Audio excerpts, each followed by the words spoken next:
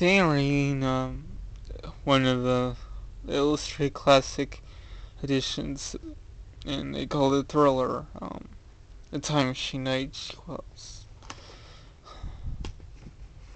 Okay, I'm not really usually fond of Illustrated Classics, but this one's very different, and it's got a chapter in it that wasn't actually written by H.G. Wells. It says here, The Time Machine, H.G. Wells, adapted by Shirley Bogart. Illustrations by Brendan Lynch. I guess a lot of guys named Brendan are illustrators. But anyway, so I guess Shirley Bogart wrote the chapter the extra chapter in here. So, anyway, of course it's illustrated, so there's a picture for every page. And then, let's see, table of contents, strange experience, late arrival, the time traveler story, landing the year 802,701 AD. Sure, it didn't take H.G. Wells too long to come up with that year. Okay, strange little people, time machine vanishes. We know the Loy,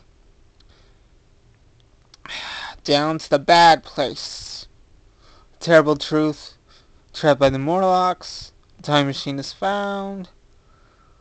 Escape to the future, the golden age of science. That's the one, the golden age of science, and yeah, it's the one that Shirley Bogart wrote, I guess. And one story ends and another begins. Now, of course, this being an illustrated classic edition, this is not, H.G. Wells' words exactly. It's H.G. Wells' story. But the words have been put down, have been made accessible for children to read. But whereas H.G. Wells, his original book wouldn't have been, at least not for today's children mostly. And again, I say mostly. There are some gifted children who would read the original H.G. Wells and not have any trouble. Anyway, here, a strange disappearance. Okay, I'm gonna show you the picture here. Okay, there's the time traveler. There's one of his friends. I think we're gonna find out who that is later on. I've read this several times, but I still can't tell you who that is without going through the book. And then that, I think, is Philby right there. The one who's looking toward the time, they're all looking toward the time traveler, but, yeah, that should be Philby. And there's a picture on the wall. And then down here is, there's a fireplace, and there's their table, meal, and there's flower cards on the table. And yeah, and there's the full picture thing. Yeah. Okay.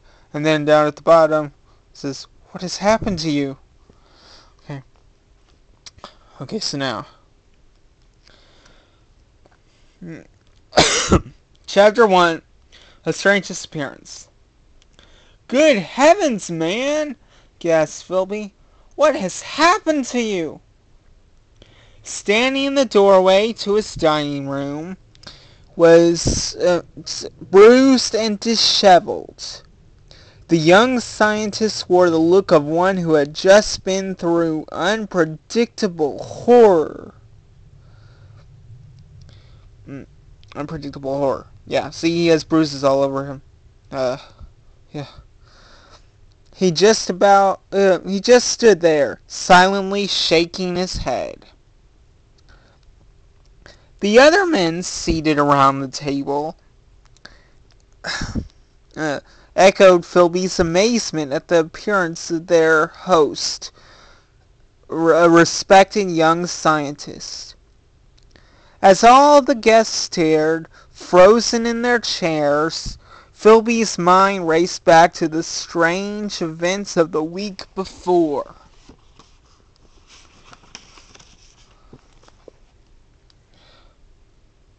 There's Philby.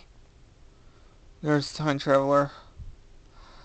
And then they have their stuff on the table. Okay, I really don't want to interrupt the story, so I'm just, for now on, I'm just going to show the pictures and then read on, because, yeah, it kind of takes away from the story if I comment on, what's going on in the pictures, but, of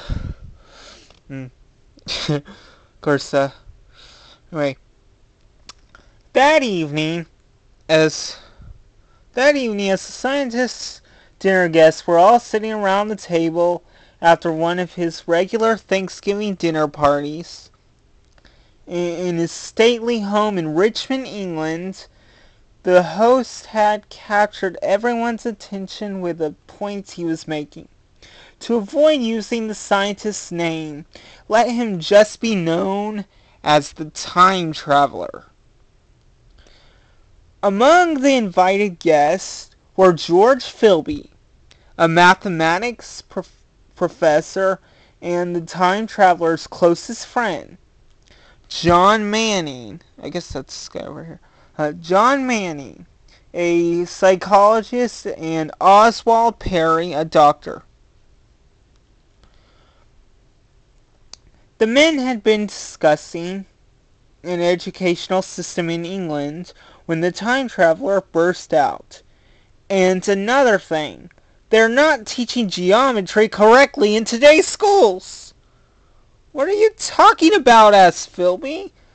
We do an excellent job of teaching math.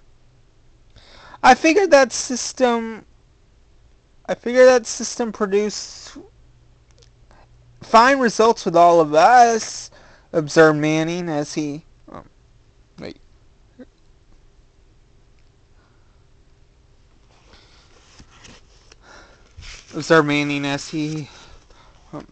oh, there's this.